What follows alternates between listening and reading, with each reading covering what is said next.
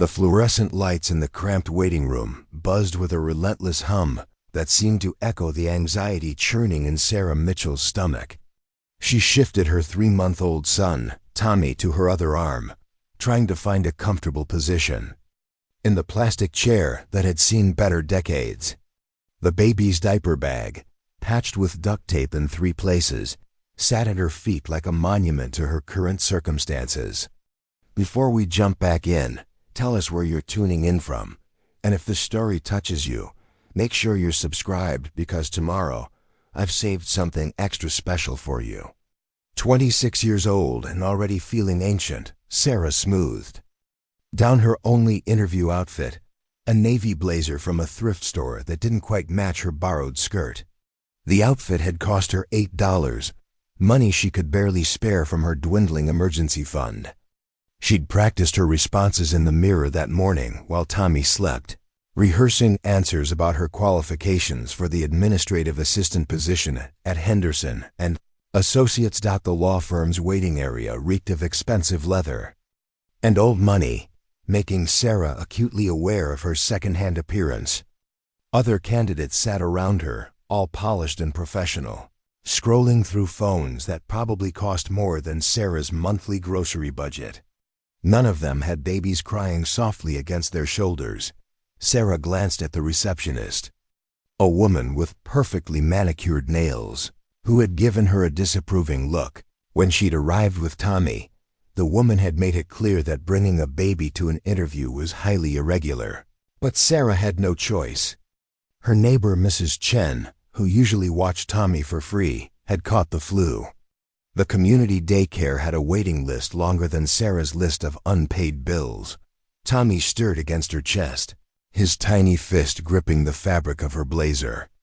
She'd fed him just before arriving, hoping he'd sleep through the interview. The bus ride across town had taken 2 hours because she couldn't afford the express route. They'd walked the final 6 blocks in the October chill, Tommy bundled in a blanket that had belonged to Sarah's own childhood. Her phone buzzed with a text from her landlord. Rent was due 3 days ago. Need payment by Friday or start the eviction process. Sarah's hands trembled as she deleted the message. Friday was tomorrow. Even if she got this job, her first paycheck wouldn't come for 2 weeks. The apartment she shared with Tommy was a studio in the worst part of downtown Phoenix. The heat barely worked, the neighbors were loud at all hours, and cockroaches appeared no matter how much she cleaned. But it was theirs, and losing it would mean the streets or a shelter. Sarah had aged out of foster care at 18 with nothing but a high school diploma and determination. She'd worked her way through community college, earning her associate degree in business administration while working nights at a diner. Then came David, charming, seemingly stable David who'd swept her off her feet with promises of a future together. She'd gotten pregnant, and for 6 blissful months, she'd believed in the fairy tale. Until David's gambling addiction consumed their savings, their security deposit, and eventually their relationship. He'd vanished one Tuesday morning while she was at a prenatal appointment, leaving behind only debts and a note saying he wasn't ready for this responsibility. Sarah had moved back to Phoenix hoping for a fresh start, but the job market was brutal for a single mother with limited experience. She'd applied to dozens of positions, each rejection hitting harder than the last. This interview at Henderson and Associates was her last real hope before her money ran out completely. Tommy began to fuss, his soft whimpers drawing annoyed glances from the other candidates. Sarah stood and walked to the corner of the room, gently bouncing him while humming under her breath. She'd learned that movement often soothed him, though today he seemed to sense her stress. Sarah Mitchell? A woman in an expensive pantsuit appeared from a hallway, clipboard in hand. I'm Jennifer Walsh, head of human resources. We're ready. For you. Sarah's heart hammered as she gathered her things. The diaper bag, her purse, her folder of references, everything felt awkward and unwieldy. Tommy had quieted but remained alert, his dark eyes taking in the unfamiliar surroundings. The interview room was smaller than expected. with 3 people seated behind a polished conference table. Jennifer took her place in the center, flanked by a stern-looking man introduced as the office manager and a younger woman from the legal department. They all stared at Tommy with expressions ranging from surprise to barely concealed irritation. "Ms. Mitchell," Jennifer began, her voice crisp and professional, "this is rather unusual. We weren't informed you'd be bringing a child to the interview." Heat flooded Sarah's cheeks. "I sincerely apologize. My regular childcare fell through at the last minute, and I couldn't reschedule without losing the opportunity. Tommy is typically very quiet, and I can handle both the interview and caring for him." The office manager, Mr. Peterson, according to his nameplate, frowned deeply. "This position requires full attention to detail and the ability to handle high-stress situations. How can we be confident in your abilities when you can't even arrange proper childcare for an interview?" The criticism stung because it echoed Sarah's own fears. She straightened her shoulders, drawing on reserves of strength she'd built through years of disappointment. "Mr. Peterson, I understand your concern. However, being a single mother has actually enhanced my organizational skills and ability to multitask under pressure. I've successfully balanced full-time employment, education, and parenting responsibilities. This situation today is exceptional, not representative of my usual planning abilities." Tommy chose that moment to let out a small cry, causing all 3 interviewers to tense visibly. Sarah immediately began the gentle bouncing motion that usually calmed him, but he continued to fuss. Her face burned with embarrassment as she tried to answer their questions about her computer skills while simultaneously attempting to soothe her son. "Perhaps," the legal department representative suggested with poorly concealed impatience, "we should reschedule when you can arrange appropriate childcare." "Please," Sarah heard the desperation creep into her voice despite her efforts to remain professional. "I've prepared extensively for this opportunity. I can demonstrate my qualifications right now. Tommy just needs a moment to settle." But Tommy was building toward a full crying fit, his face reddening as his distress escalated. The sound echoed off the conference room walls, making him seem even louder. Sarah stood and tried walking around the small space, but the cramped quarters offered little room for movement. The interviewers exchanged glances that clearly communicated their decision. Jennifer cleared her throat. "Ms. Mitchell, I think it would be best if we—" The room tilted sideways. Sarah felt the familiar warning signs, the graying at the edges of her vision, the sudden weakness in her knees. She'd skipped breakfast to save money and had eaten only a handful of crackers since yesterday afternoon. The stress, the sleepless nights, the constant worry about money, it all crashed over her at once. "I'm sorry," she managed to whisper, clutching Tommy tighter as the world spun around her. "I just need a moment." The last thing she remembered was the sound of chairs scraping against the floor as the interviewers jumped up, and Tommy's cries seeming to come from very far away as darkness claimed her. The first sensation that returned to Sarah was warmth. Not the harsh, sterile cold of the conference room, but something softer, enveloping. Her eyelids felt impossibly heavy as consciousness slowly filtered back, bringing with it the distant sound of classical music and the subtle scent of bergamot tea. Her eyes snapped open in panic. Tommy. Where was Tommy? "Easy," a deep voice said. From somewhere to her left. "Your son is right here. He's perfectly safe." Sarah turned her head, her vision still slightly blurry, to see a man in an impeccably tailored charcoal suit sitting in a leather chair beside what appeared to be a massive mahogany desk. He was probably in his early 40s, with distinguished silver threading through dark hair and eyes the color of storm clouds. Tommy lay contentedly in his arms, tiny fingers wrapped around the man's expensive silk tie. "Who are you?" Sarah struggled to sit up, realizing she was on a plush sofa that probably cost more than her car. "Where am I?" "Marcus Henderson," he replied, his voice carrying the quiet authority of someone accustomed to being obeyed. "And you're in my office. You collapsed during your interview downstairs, Henderson." "As in Henderson and Associates." Sarah's stomach plummeted as the implications crashed over her. She'd not only failed the interview spectacularly, but had apparently fainted in front of the company's founding partner. Her last chance at employment had just evaporated in the most humiliating way possible. "I'm so sorry," she began, attempting to stand despite the lingering dizziness. "I never should have brought Tommy to the interview. I know how unprofessional it looked. I'll just take him and go." "Sit down," Marcus commanded, though not unkindly. "You're still pale as parchment. When did you last eat?" The question caught Sarah off guard. She'd expected anger, dismissal, perhaps even a lecture about wasting the firm's time.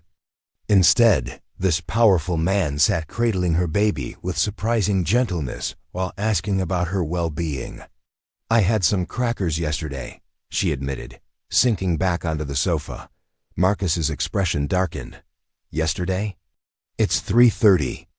In the afternoon. You mean to tell me you came to a job interview having not eaten in over 24 hours? Sarah's cheeks burned with shame. "Money's been tight. I needed to make sure Tommy had enough formula." Something shifted in Marcus's expression, a flicker of recognition or perhaps memory. He stood smoothly, Tommy still secure in his arms, and walked to a side cabinet. With practiced ease, he managed to open a small refrigerator while supporting the baby, retrieving what appeared to be a gourmet sandwich and a bottle of water.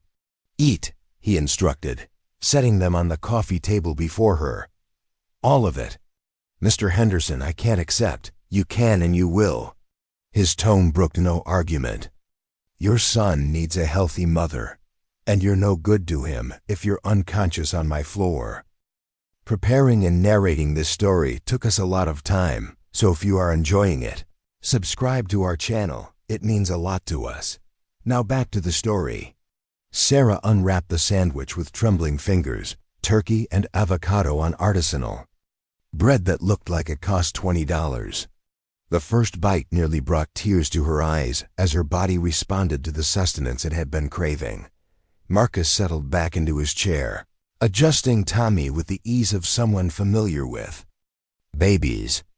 "Jennifer gave me the highlights of your interview. MIT graduate, 3 years at Goldman Sachs before starting my own firm.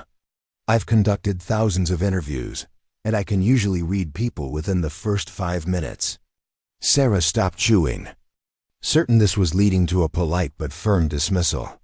"Your resume intrigued me," Marcus continued, studying her face. "Foster care background, worked your way through community college, maintained a 3.8 GPA while working nights. That tells me more about your character than any reference letter could." "But I failed the interview completely," Sarah protested. "You faced an impossible situation with grace and determination," Marcus countered. "Lesser people would have rescheduled or made excuses. You showed up despite overwhelming odds and fought for your opportunity until your body literally couldn't." "Continue." Tommy gurgled happily, seemingly fascinated by the expensive fountain pen, clipped to Marcus's jacket pocket. The sight of her son so comfortable with a stranger should have worried Sarah, but something about Marcus's presence felt inherently trustworthy. "Why are you being kind to me?" Sarah asked quietly. "I just disrupted your entire office." Marcus was quiet for a long moment, his gaze distant. "I was raised by a single mother. She cleaned offices at night to pay for my school clothes and made sure I never went hungry, even when it meant she did." His voice carried the weight of old memories. "She collapsed from exhaustion once when I was 12. I found her on the kitchen floor when I came home from school." The parallel wasn't lost on Sarah. She finished the sandwich in silence, feeling strength slowly returning to her limbs as the food worked its way through her system. "The position downstairs isn't suitable for you anyway," Marcus said suddenly. Sarah's heart sank. Of course it wasn't. She'd proven that beyond any doubt. "You're overqualified," he continued, surprising her again. I reviewed your transcripts. Advanced business communications, financial analysis, project management. You're wasting your potential filing paperwork and answering phones.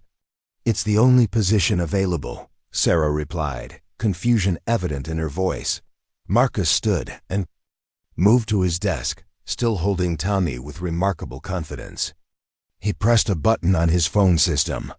Catherine, clear my 4 o'clock and reschedule the Brennan call to tomorrow morning. He turned back to Sarah, his expression serious. I have a different proposition. My executive assistant resigned last week to move to Seattle with her husband. The position requires someone who can think independently, manage complex schedules, interface with high-level clients, and handle confidential information with discretion. Sarah stared at him, certain she'd misheard.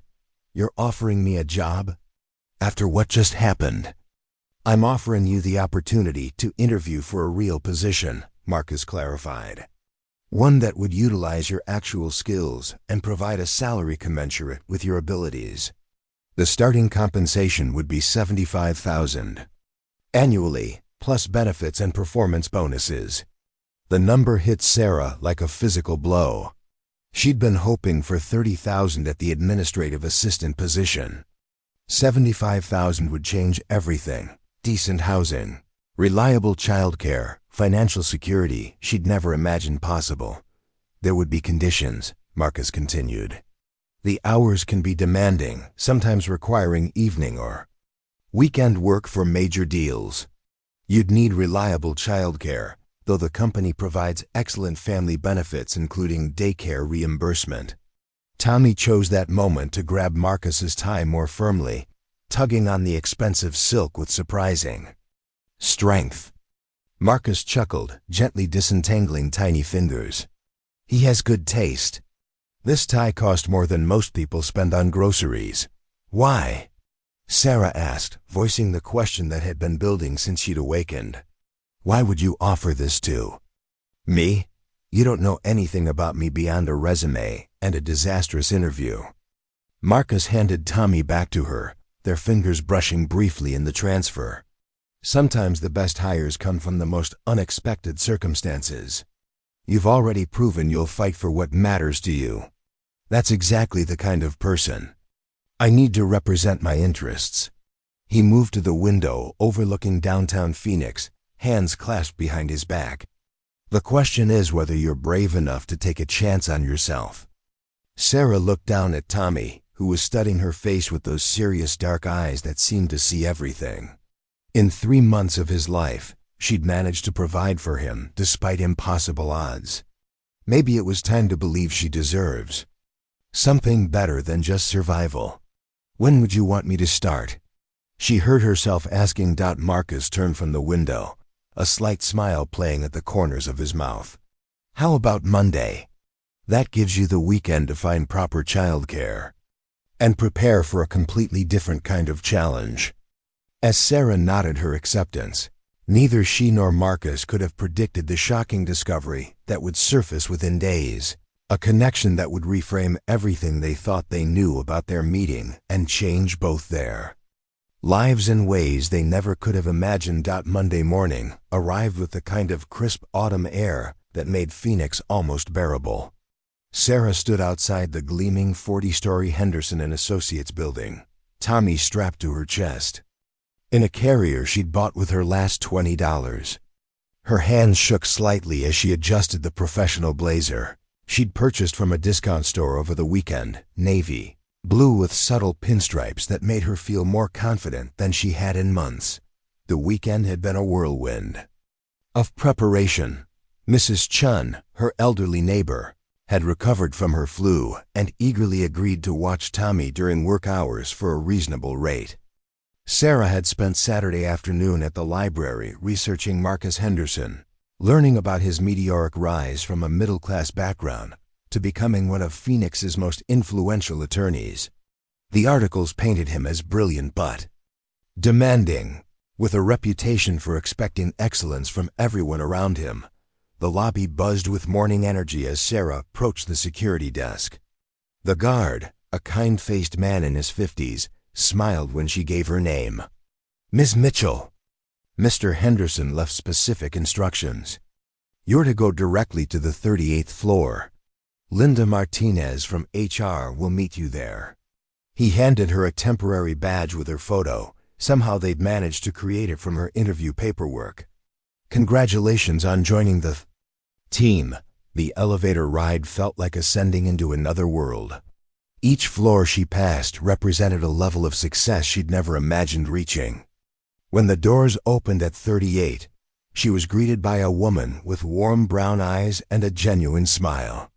Sarah, I'm Linda Martinez. Welcome to Henderson & Associates. Linda's handshake was firm, her manner instantly putting Sarah at ease. Mr. Henderson asked me to give you the full orientation before you meet with him. How are you feeling about everything? Nervous, Sarah admitted as they walked through corridors lined with original artwork. This feels surreal. That's completely normal. Marcus has a way of changing people's lives when they least expect it. Linda's voice carried affection and respect. He hired me 7 years ago when I was fresh out of law school with more student debt than prospects. Now I run the entire human resources department. They entered a spacious conference room where Linda spread out employee handbooks, benefit packages, and orientation materials. For the next 2 hours, Sarah learned about health insurance that would actually cover Tommy's pediatric care, a retirement plan with company matching, and professional development opportunities she'd never dreamed possible. The executive assistant position is unique, Linda explained. You'll essentially be Marcus's right hand on major cases and business deals. He trusts his assistant with information that could move markets or determine the outcomes of multi-million-dollar negotiations. Sarah felt a flutter of anxiety. What if I'm not ready for that level of responsibility? Marcus wouldn't have offered you the position if he had any doubts, Linda assured her. He's an excellent judge of character, even if his methods are sometimes unconventional.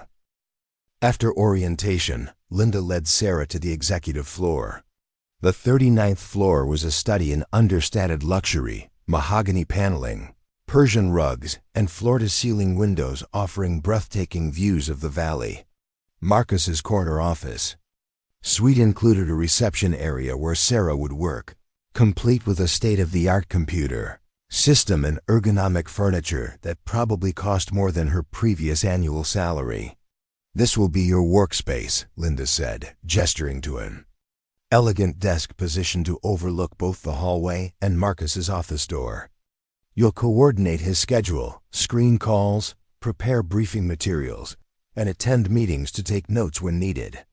The office door opened and Marcus emerged, looking every inch the powerful attorney in a perfectly tailored gray suit. His hair was slightly tousled, suggesting he'd been running his hands through it, a habit Sarah would soon learn indicated deep concentration.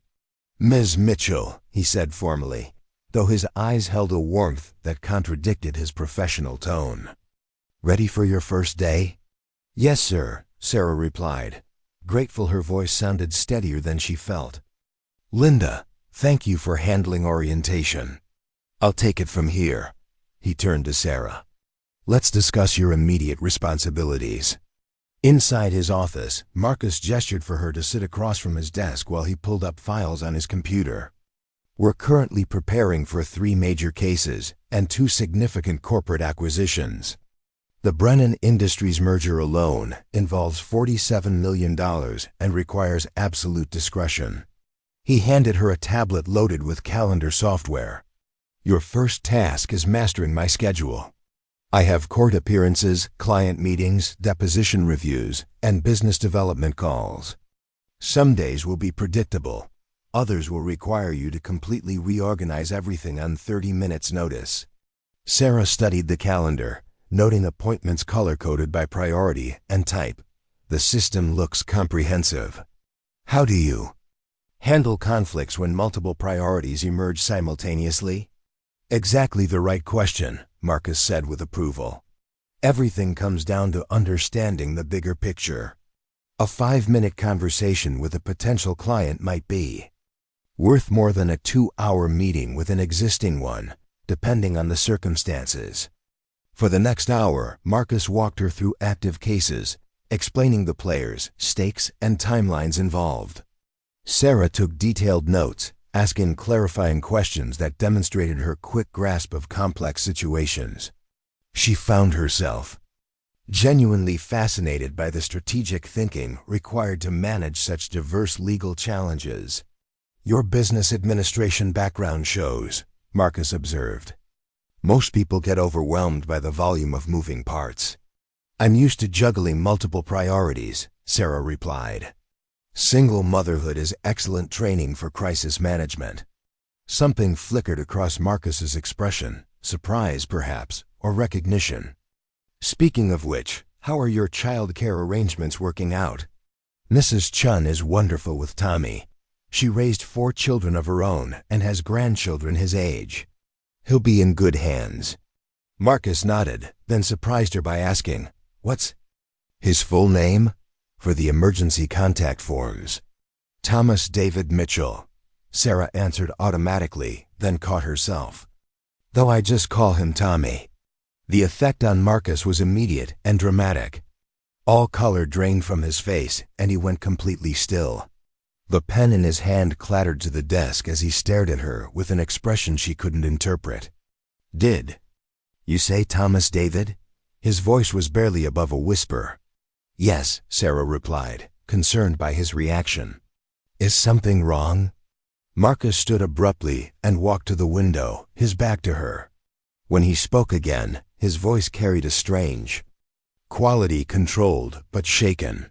"Sarah, I need to ask you something, and I want you to be completely honest. Tommy's father, David, what was his last name?" Confusion washed over Sarah. "Patterson, David Patterson." "But I don't understand why." Marcus turned around, and the look on his face sent chills down Sarah's spine. It was a mixture of shock, pain, and something that might have been recognition. "David Patterson," he repeated slowly. "About 6'2", dark hair, charming smile, and a scar through his left eyebrow from a childhood accident?" Sarah's blood turned to ice. That description was unmistakably David, down to the scar she'd traced with her finger during their happier moments. "How do you know that?" Marcus moved to his desk and opened a locked drawer, withdrawing a framed photograph. With trembling hands, he turned it toward her. The image showed a much younger Marcus with his arm around a man who was unmistakably David Patterson. They wore graduation caps and gowns, both beaming at the camera with the pride of newly minted law school graduates. "David Patterson," Marcus said quietly, "was my law school roommate, my best friend, and my business partner when I first started this firm. He was also the man who stole $200,000 from our client's trust fund and disappeared 5 years ago, leaving me to rebuild everything from scratch." The words hit Sarah like physical blows. David, the man she'd loved and trusted, the father of her child, wasn't just a gambler who'd abandoned them. He was a criminal who'd betrayed his best friend and destroyed people's lives. As the full implications began to sink in, Sarah realized that Tommy wasn't just any baby Marcus had helped. He was the child of the man who'd nearly destroyed everything Marcus had built. And somehow, impossibly, they were all connected in ways that defied coincidence. The revelation hanging in the air between them was about to change everything. But neither Sarah nor Marcus could have predicted just how deep the connections actually ran, or the shocking truth about Tommy's paternity that would soon emerge. The silence in Marcus's office stretched like a taut wire, broken only by the distant hum of city traffic 39 floors below. Sarah stared at the photograph, her mind struggling to process the impossible connection between her past and present. The David in the picture looked younger, hopeful, nothing like the desperate man who'd abandoned her pregnant and broke. "I don't understand," Sarah whispered, her voice barely audible. "David told me he worked in sales. He said he'd never finished college." Marcus's jaw tightened as he placed the photograph face down on his desk. David was many things, but honest. wasn't one of them. He graduated third in our law school class, passed the bar on his first attempt, and had one of the sharpest legal minds I've ever encountered. Sarah felt the room spinning again, but this time from emotional shock rather than hunger. Everything she thought she knew about Tommy's father was crumbling. The gambling addiction was real, Marcus confirmed grimly. It started in our second year of partnership. Small bets at first, then larger ones. I thought I could help him, stage interventions, and even pay off some of his debts. His voice grew bitter. I was naive enough to believe friendship could overcome addiction. The weight of this revelation pressed down on Sarah's chest.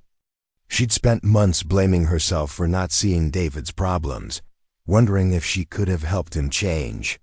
Now she learned he'd been lying about his very identity. Marcus began pacing behind his desk, years of suppressed anger evident in his rigid posture. The theft happened gradually over 6 months. David had access to the client trust accounts, standard practice for partners. He'd move money temporarily to cover gambling debts, always planning to replace it before anyone noticed. But he couldn't replace it, Sarah said, understanding the inevitable conclusion. The final transfer was $50,000 to pay off loan sharks who'd threatened to break his legs. That's when everything unraveled.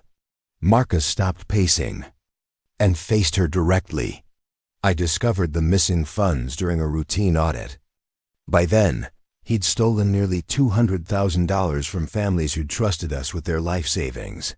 Sarah's hands trembled as she absorbed the magnitude of David's crimes. What happened when you confronted him? I never got the chance. David cleaned out our business account that same night and vanished.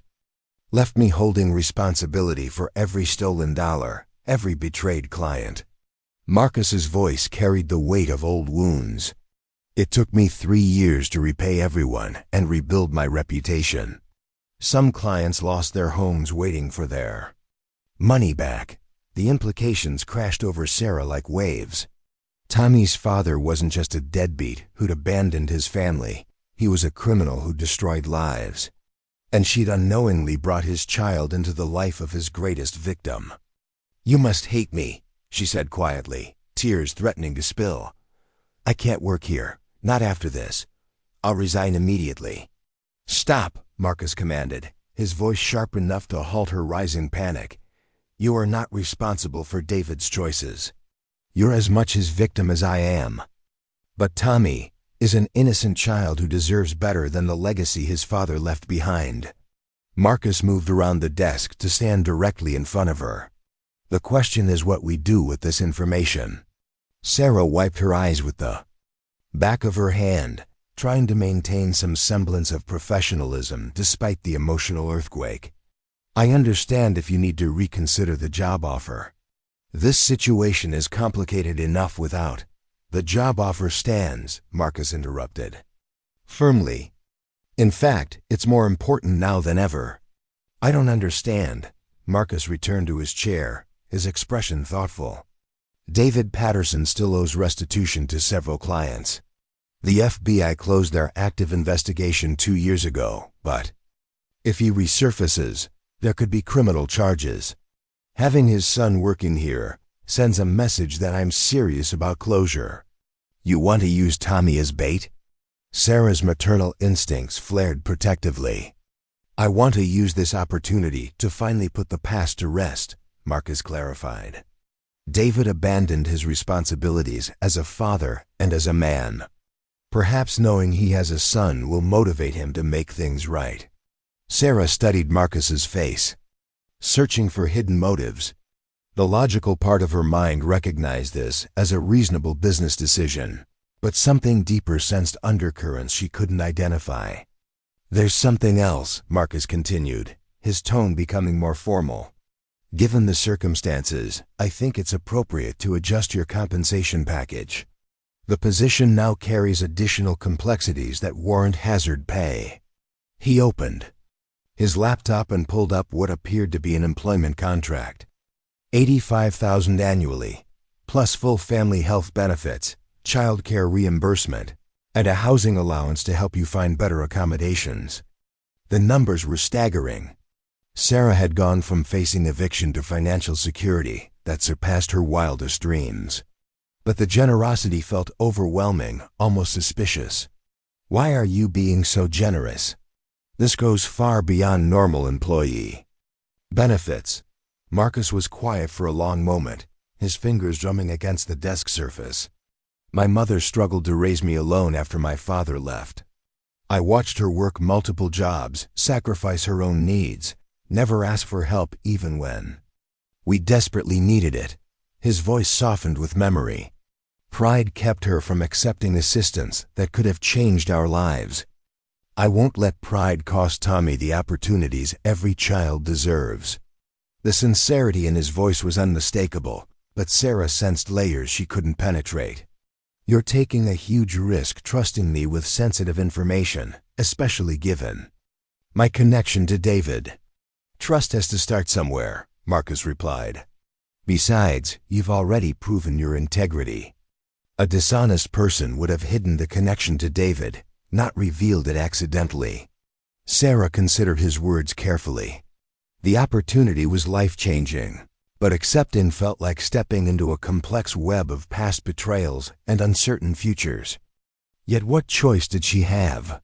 Tommy needed stability, healthcare, and security she couldn't provide alone.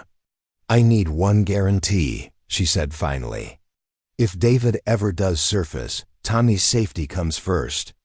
I won't have my son become collateral damage in your quest for justice. Agreed, Marcus said without hesitation. Tommy's welfare is non-negotiable. They spent the next hour reviewing practical details, paperwork, benefit enrollment, and immediate work priorities.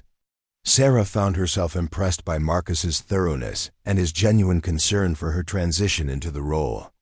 Despite the shocking revelations, he maintained professional boundaries while showing unexpected kindness. As the afternoon progressed, Sarah began to relax into her new reality. The work itself was challenging but engaging, requiring the kind of analytical thinking she'd missed during months of survival-focused existence. Marcus proved to be a demanding but fair boss, expecting excellence while providing clear guidance and support. 5 o'clock. As Sarah prepared to leave for her first day, Marcus made one final request. I'd like to meet Tommy properly, he said, not as a crisis situation, but as his mother's employer. Would you be comfortable bringing him by the office sometime this week? The request seemed reasonable, even thoughtful. Yet something in Marcus's expression suggested motivations beyond professional courtesy. Sarah agreed, not knowing that Marcus harbored a suspicion about Tommy's paternity that would soon explode their carefully constructed new normal. As she gathered her belongings and headed toward the elevator, Sarah couldn't shake the feeling that accepting this position had set in motion events none of them could control. The past had a way of demanding its due, and David Patterson's legacy was far from finished, wreaking havoc on the lives he'd touched. What neither Sarah nor Marcus realized was that their carefully negotiated arrangement was about to be tested by forces beyond their control. And the truth about Tommy's biological father would prove more shocking than either of them could imagine. 3 weeks into her new position, Sarah had found a rhythm that felt almost too good to be true. Tommy thrived under Mrs. Chun's care, babbling happily each morning when Sarah dropped him off and reaching eagerly for her when she returned each evening. The steady paycheck had allowed them to move into a bright 2-bedroom apartment in a safe neighborhood, complete with a playground where Tommy could crawl on soft grass instead of cracked concrete. Marcus had proven to be an exacting but fair employer, pushing Sarah to excel while recognizing her growing competence. She'd successfully coordinated 2 major client presentations and had begun anticipating his needs before he voiced them. The professional relationship felt natural, built on mutual respect and shared dedication to excellence, which made the morning everything changed all the more devastating. Sarah arrived at the office to find Marcus already at his desk, staring intently at his computer screen. Dark circles under his eyes suggested he'd been there for hours, possibly all night. Empty coffee. Cups littered his workspace, and his normally immaculate appearance looked rumpled and strained. "Good morning," Sarah called, setting down her purse and powering up her workstation. "The Morrison deposition materials are ready for review, and I've confirmed your lunch meeting with Sarah." Marcus's voice stopped her mid-sentence. Something in his tone made her stomach clench with apprehension. "I need you to sit down. We have to discuss something important." The formal distance in his manner was jarring after weeks of comfortable, professional partnership. Sarah took the chair across from his desk, noting how he avoided direct eye contact. "I received some information last night that changed everything," Marcus began, his words careful and measured. "A private investigator I hired to track David's whereabouts uncovered something unexpected." Sarah's pulse quickened. "You found David? Is he coming back?" "No, he's still missing." But the investigator discovered medical records from David's time in Phoenix. Marcus finally met her eyes, and what she saw there made her blood run cold. "Sarah, David underwent a vasectomy 6 months before you became pregnant." The words hit her like a physical blow. Sarah gripped the arms of her chair as the implications crashed over her. "That's impossible. There must be some mistake." Marcus slid a manila folder across the desk. "Surgical records from Desert Springs Medical Center. Post-operative follow-up confirming the procedure was successful. David Patterson cannot be Tommy's biological father." Sarah's hands shook as she opened the folder, scanning medical documents. That seemed to blur before her eyes. The dates were unmistakable. The vasectomy had been performed 7 months before Tommy was conceived. "I don't understand," she whispered. "David was the only man I was with during that time. We were living together, planning our future." "Think carefully," Marcus said gently, though his voice remained professionally detached. "Was there any time you might not remember clearly?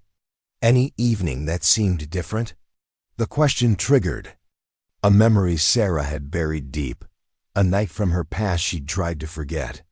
David's birthday celebration at an upscale bar downtown. His friends from his supposed sales job, drinks that seemed stronger than usual, gaps in her memory between the restaurant and waking up in their bed the next morning. "There was one night," she admitted slowly. "I felt sick afterward, assuming it was food poisoning. But some things didn't add up. My clothes were different from what I remembered wearing. And David seemed strange the next day." Marcus's expression darkened. "Sarah, I think David may have orchestrated something terrible.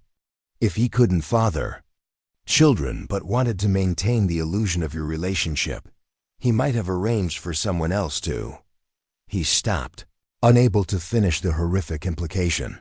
The room seemed to tilt as Sarah processed what he was suggesting. The man she'd trusted, loved, and planned to marry had potentially arranged for her to be assaulted while unconscious. Tommy, her beloved son, was the product of a violation she couldn't even remember. Who, she managed to ask through lips that felt numb.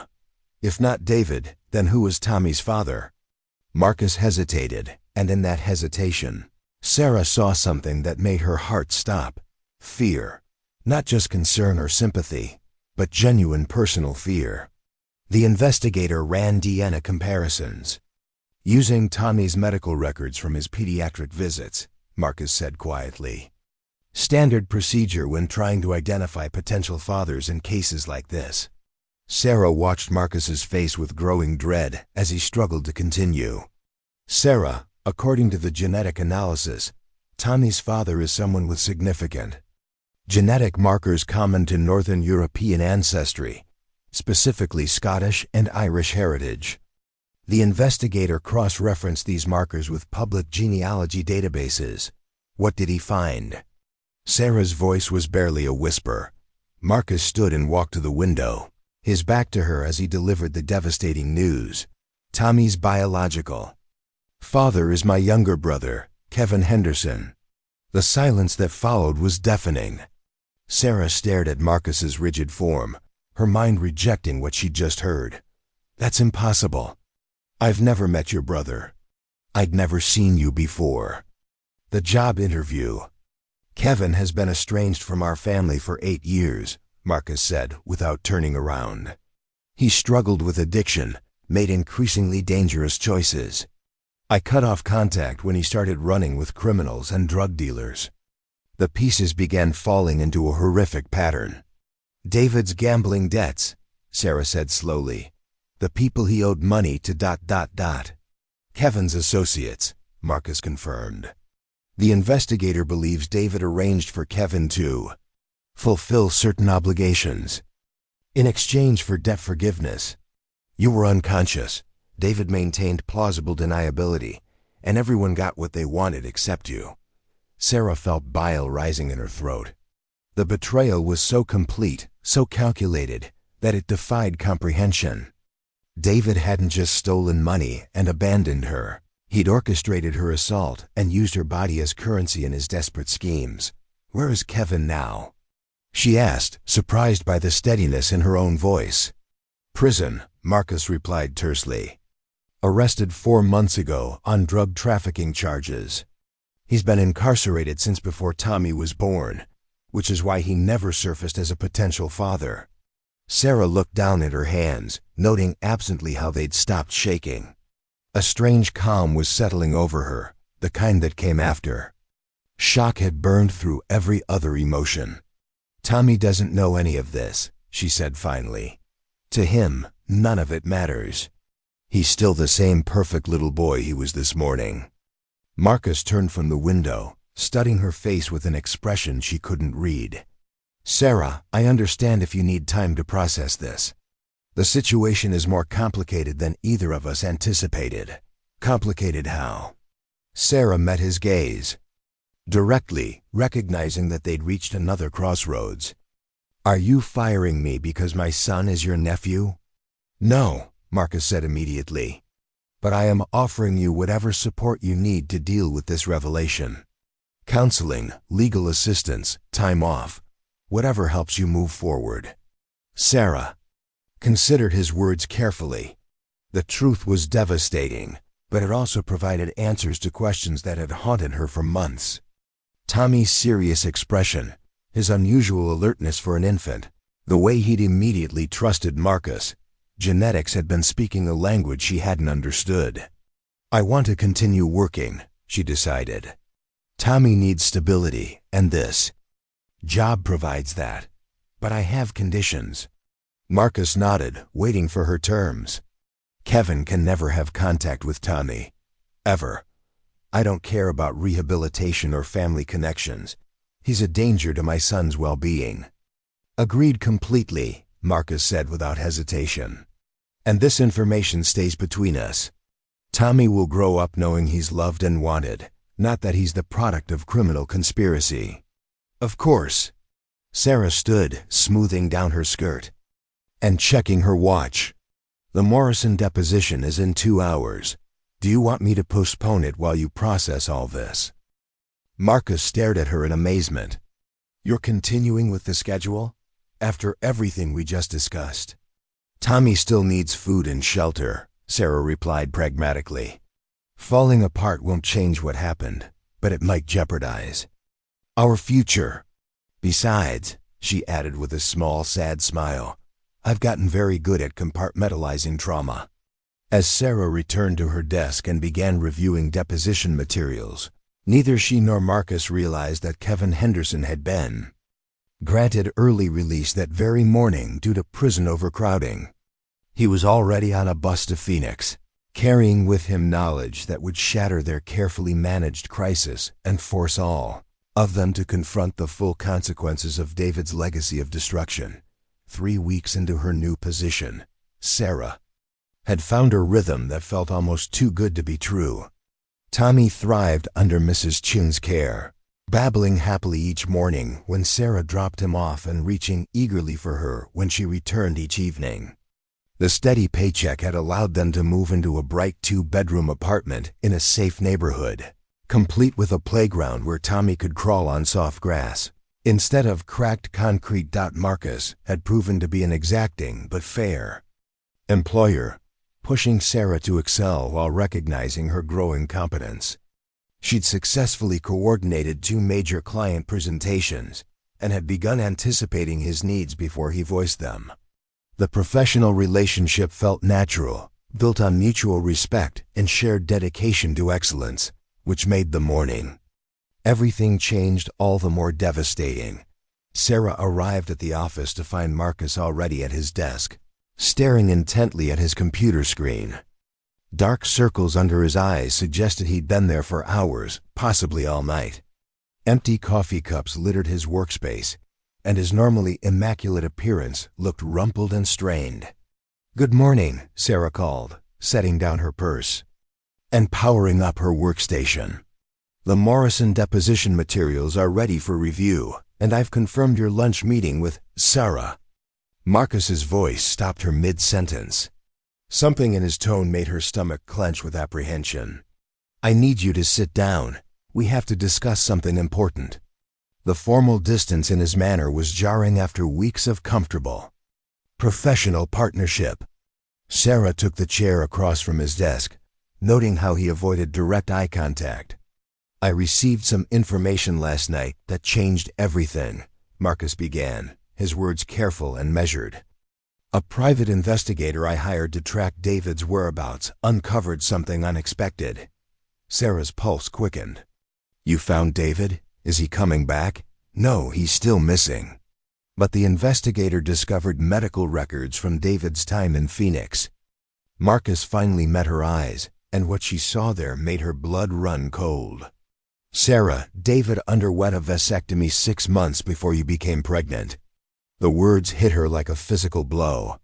Sarah gripped the arms of her chair as the implications crashed over her. "That's impossible. There must be some mistake."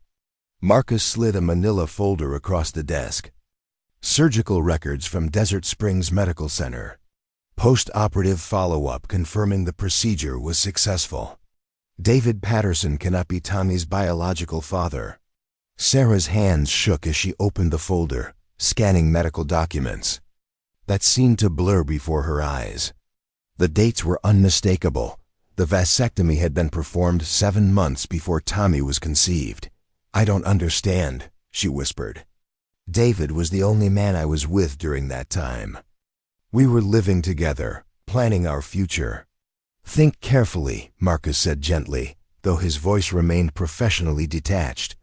"Was there any time you might not remember clearly? Any evening that seemed different?" The question triggered a memory Sarah had buried deep, a night from her past she'd tried to forget. David's birthday celebration at an upscale bar downtown. His friends from his supposed sales job, drinks that seemed stronger than usual, gaps in her memory between the restaurant and waking up in their bed the next morning. "There was one night," she admitted slowly. "I felt sick afterward, assuming it was food poisoning. But some things didn't add up. My clothes were different from what I remembered wearing. And David seemed strange the next day." Marcus's expression darkened. "Sarah, I think David may have orchestrated something terrible. If he couldn't father children but wanted to maintain the illusion of your relationship, he might have arranged for someone else too." He stopped, unable to finish the horrific implication. The room seemed to tilt as Sarah processed what he was suggesting. The man she'd trusted, loved, and planned to marry had potentially arranged for her to be assaulted while unconscious.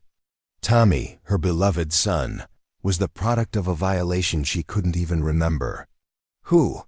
she managed to ask through lips that felt numb. "If not David, then who is Tommy's father?" Marcus hesitated, and in that hesitation, Sarah saw something that made her heart stop. Fear. Not just concern or sympathy, but genuine personal fear. The investigator ran DNA comparisons. "Using Tommy's medical records from his pediatric visits," Marcus said quietly. "Standard procedure when trying to identify potential fathers in cases like this." Sarah watched Marcus's face with growing dread as he struggled to continue. "Sarah, according to the genetic analysis, Tommy's father is someone with significant genetic markers common to Northern European ancestry, specifically Scottish and Irish heritage."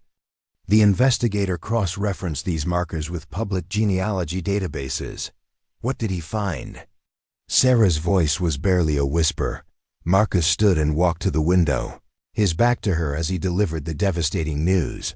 Tommy's biological father is my younger brother, Kevin Henderson. The silence that followed was deafening. Sarah stared at Marcus's rigid form, her mind rejecting what she'd just heard. That's impossible. I've never met your brother. I'd never seen you before. The job interview. Kevin has been estranged from our family for 8 years, Marcus said without turning around. He struggled with addiction, made increasingly dangerous choices. I cut off contact when he started running with criminals and drug dealers. The pieces began falling into a horrific pattern. David's gambling debts, Sarah said slowly. The people he owed money to ... Kevin's associates, Marcus confirmed.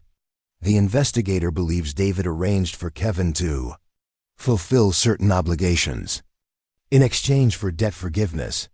You were unconscious, David maintained plausible deniability, and everyone got what they wanted except you. Sarah felt bile rising in her throat. The betrayal was so complete, so calculated, that it defied comprehension. David hadn't just stolen money and abandoned her. He'd orchestrated her assault and used her body as currency in his desperate schemes. Where is Kevin now? She asked, surprised by the steadiness in her own voice. Prison, Marcus replied tersely. Arrested 4 months ago on drug trafficking charges. He's been incarcerated since before Tommy was born, which is why he never surfaced as a potential father. Sarah looked down at her hands, noting absently how they'd stopped shaking. A strange calm was settling over her, the kind that came after. Shock had burned through every other emotion. Tommy doesn't know any of this, she said finally. To him, none of it matters. He's still the same perfect little boy he was this morning. Marcus turned from the window, studying her face with an expression she couldn't read. Sarah, I understand if you need time to process this. The situation is more complicated than either of us anticipated. Complicated how? Sarah met his gaze, directly recognizing that they'd reached another crossroads. Are you firing me because my son is your nephew? No, Marcus said immediately. But I am offering you whatever support you need to deal with this revelation. Counseling, legal assistance, time off, whatever helps you move forward. Sarah considered his words carefully. The truth was devastating, but it also provided answers to questions that had haunted her for months. Tommy's serious expression, his unusual alertness for an infant, the way he'd immediately trusted Marcus. Genetics had been speaking a language she hadn't understood. I want to continue working, she decided. Tommy needs stability, and this job provides that, but I have conditions. Marcus nodded, waiting for her terms. Kevin can never have contact with Tommy. Ever. I don't care about rehabilitation or family connections. He's a danger to my son's well-being. Agreed completely, Marcus said without hesitation. And this information stays between us.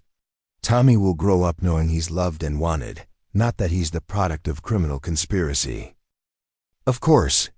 Sarah stood, smoothing down her skirt and checking her watch. The Morrison deposition is in 2 hours. Do you want me to postpone it while you process all this? Marcus stared at her in amazement. You're continuing with the schedule. After everything we just discussed? Tommy still needs food and shelter, Sarah replied pragmatically. Falling apart won't change what happened, but it might jeopardize our future. Besides, she added with a small, sad smile, I've gotten very good at compartmentalizing trauma. As Sarah returned to her desk and began reviewing deposition materials, neither she nor Marcus realized that Kevin Henderson had been granted early release that very morning due to prison overcrowding. He was already on a bus to Phoenix, carrying with him knowledge that would shatter their carefully managed crisis and force all of them to confront the full consequences of David's legacy of destruction. 6 months had passed since the confrontation. that had finally closed the door on David Patterson's reign of destruction. Sarah stood at the window of her new corner office on the 37th floor, watching the Phoenix skyline shimmer in the late afternoon heat. The promotion to Director of Client Relations had come with responsibilities she'd never imagined possible, but more importantly, it had given her the financial independence to build the life she'd always dreamed of for Tommy. The little boy who had once represented survival was now a thriving toddler taking his first tentative steps across the plush carpet of the Henderson and Associates Daycare Center. At 14 months, Tommy displayed an unmistakable intelligence that reminded Sarah daily of his complicated heritage. The sharp focus of the Henderson family combined with a gentle curiosity that was entirely his own.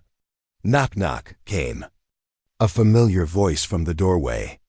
Marcus entered carrying 2 cups of coffee and wearing the relaxed expression that had become his default since the crisis had resolved. The transformation in him over the past months had been remarkable. The rigid businessman replaced by someone who understood the value of family above all else. "Thank you," Sarah said, accepting the coffee gratefully. "How did the board meeting go?" "Better than expected," Marcus replied, settling into the chair across from her desk. "The expansion into Colorado is approved, and they want you to head the Denver office setup." Sarah raised an eyebrow. "That's a significant opportunity. Are you trying to get rid of me?" "Quite the opposite," Marcus said with a smile. "I'm trying to make sure you have every chance to build the career you deserve. Besides, Uncle Marcus needs to make sure his nephew has college tuition covered." The easy way Marcus had embraced his role as Tommy's uncle still amazed Sarah. He'd thrown himself into the relationship with the same dedication he brought to everything else, becoming the stable male figure in Tommy's life that the boy deserved.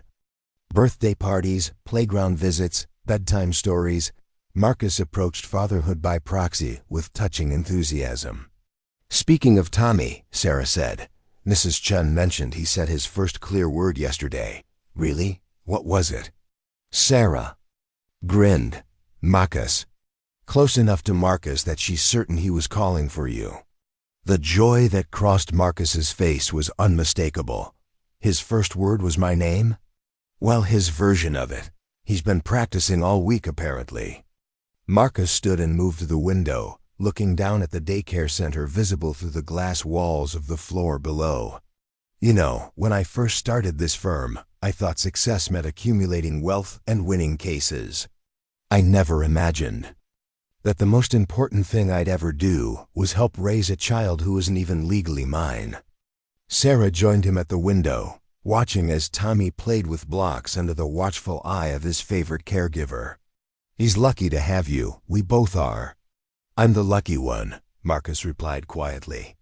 "David's betrayal nearly destroyed me 5 years ago.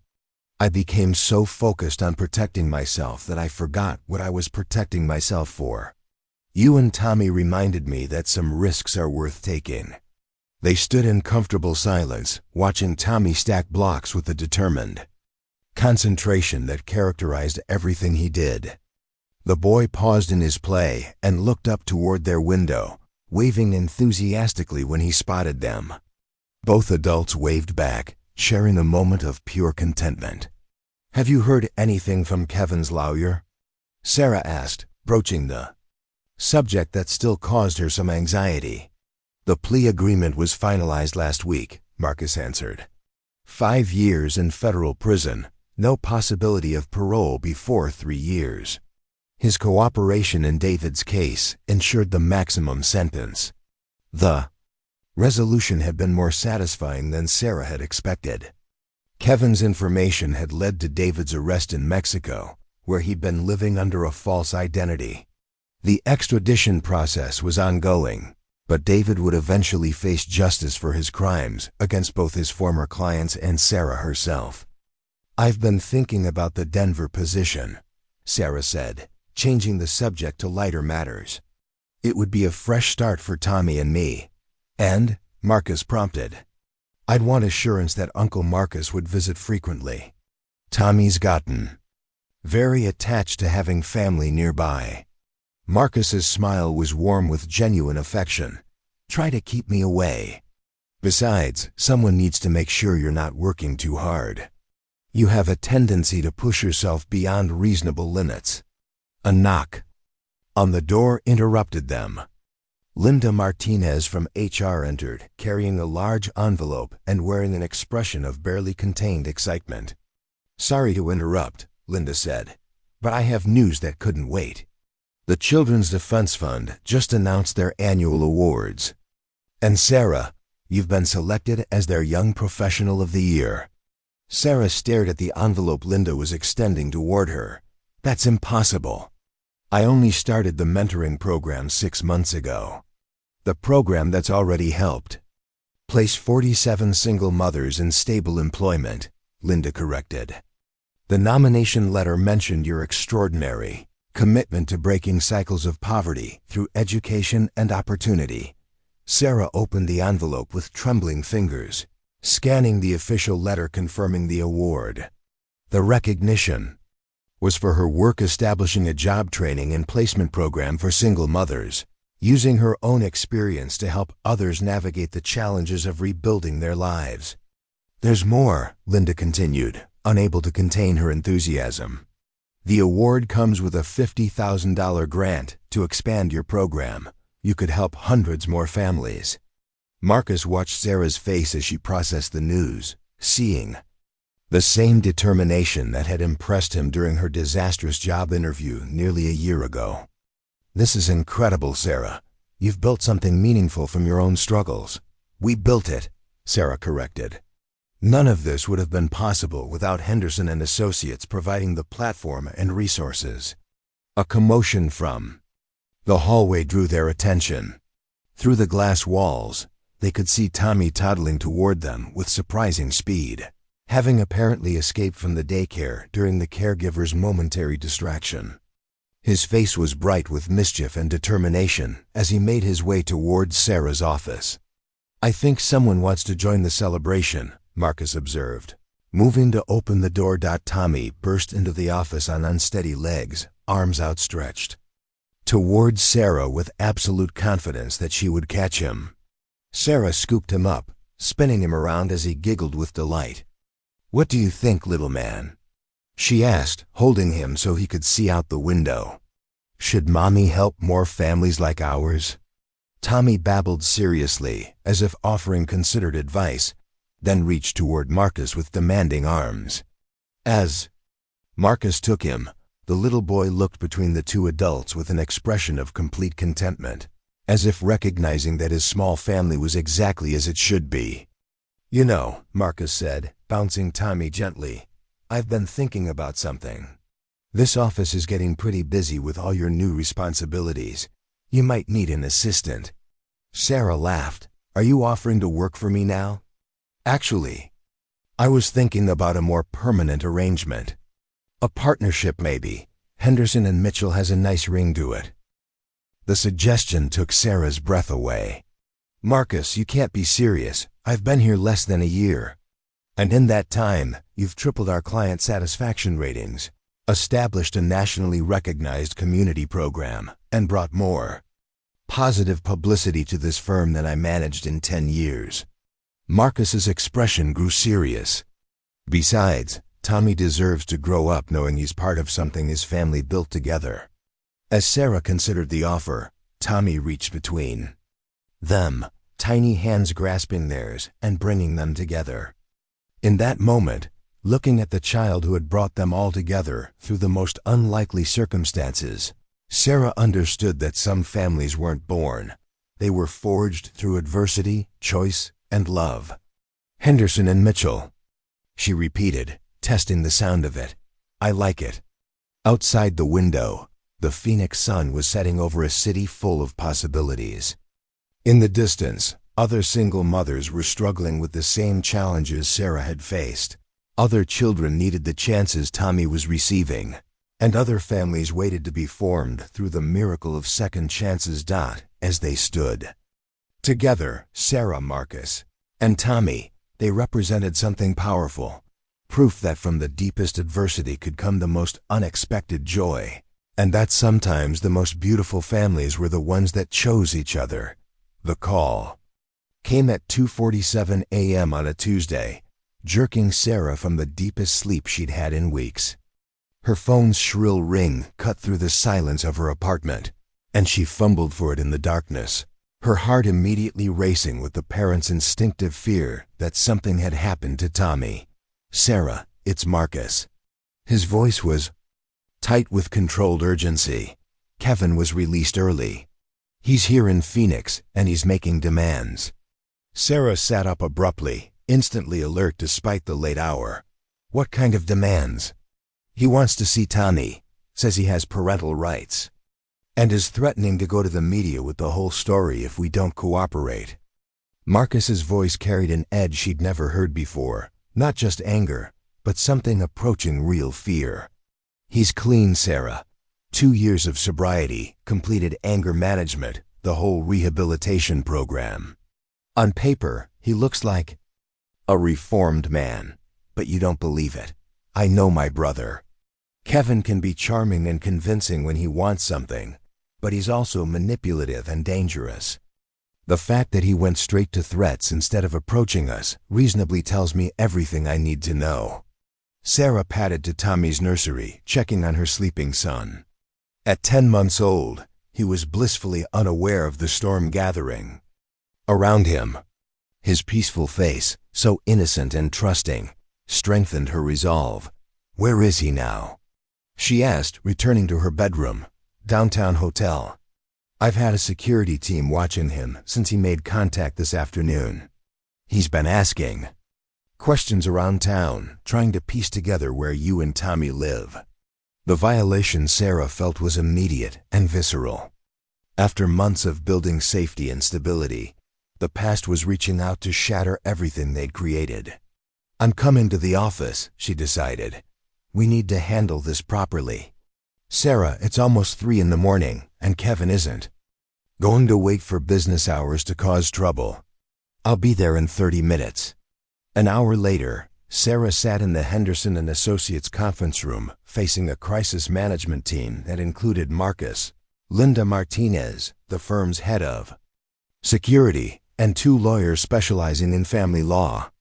The overhead lights cast harsh shadows, making everyone look older and more worried than usual. "Kevin's legal position is complicated," explained Janet Reeves, the senior family law attorney.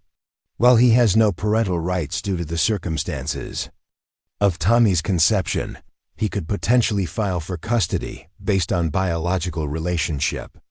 The criminal nature of the conception works in our favor, but courts sometimes prioritize biological connection over other factors." "Over my dead body," Sarah said quietly, but with such intensity that everyone in the room turned to look at her. "Tommy is my son. Kevin Henderson forfeited any claim to him the moment he participated in that assault." Marcus leaned forward across the table. "Sarah's right. We're not negotiating custody. The question is how we protect Tommy while ensuring Kevin can't destroy our lives through media manipulation." The security chief, a former FBI agent named Robert Chun, spread photos across the table. Henderson checked into the Marriott downtown under his real name. He's been sober for 18 months according to prison records, but he's also been in contact with some questionable associates since his release. "David's people?" Marcus asked sharply. "Possibly. We're still tracking those connections. But Henderson seems to be operating independently for now." Sarah studied the surveillance photos of Kevin Henderson. He looked like a cleaned-up version of Marcus, same height and build, similar facial structure, but with harder edges and eyes that held a calculating quality that made her skin crawl. "What does he actually want?" she asked. "Money? Control? Or is this just revenge against Marcus?" "All of the above," Marcus replied grimly. "Kevin blames me for his incarceration, for cutting him off from the family, for every bad choice he's made since he was 18. Having power over Tommy gives him leverage he's never had before." Janet Reeves cleared her throat. "There is one option we haven't discussed. If we can prove Kevin is still engaged in criminal activity or poses a danger to the child, we could seek a restraining order that would prevent any contact. And if we can't prove it? Sarah asked. Then we might have to consider allowing supervised visitation to prevent him from taking more drastic action. The room fell silent as everyone absorbed the implications. The idea of Kevin Henderson having any access to Tommy made Sarah's stomach turn. But she also understood the strategic thinking behind the suggestion. No, Marcus said firmly. Kevin doesn't get to terrorize us into compliance. We find another way. Sarah's phone buzzed with a text message. The number was unknown, but the message made her blood run cold. Cute kid. Nice apartment on Maple Street. We should talk soon. Kay, she showed the message to the room, watching as Marcus's face darkened with fury. He's been watching us, Sarah sighed, her voice steady despite the fear coursing through her. This isn't just about custody rights. He's stalking us. Robert Chun immediately began coordinating with his security team, arranging for protection details and surveillance countermeasures. But Sarah had already made her decision. I want to meet with him, she announced, cutting through the sudden flurry of activity. Absolutely not, Marcus responded immediately. It's too dangerous. It's the only way to end this, Sarah insisted. Kevin wants to feel powerful, to believe he has control over the situation. Meeting with him gives us the chance to assess what he really wants and demonstrate that we're not afraid of him. Sarah, this man participated in your assault. You can't seriously consider. I'm not the same terrified girl who was victimized 2 years ago. Sarah interrupted, her voice carrying the strength that surprised even her. I'm Tommy's mother, and I'll do whatever it takes to protect him. Sometimes that means facing the monsters instead of hiding from them. The debate continued for another hour, but Sarah's determination eventually wore down the objections. A meeting was arranged for the following afternoon in a public location with heavy security presence. Kevin would think he was meeting Sarah alone, but she would be surrounded by protection he couldn't see as dawn broke over Phoenix. Sarah returned home to find Tommy awake and babbling happily in his crib. She picked him up, holding him close as she looked out the window at the city that had become their sanctuary. Mama's going to make sure you're safe, she whispered into his soft hair. No matter what it takes. The meeting with Kevin Henderson would be the most terrifying thing Sarah had ever done, but it would also be the moment she truly understood her own strength.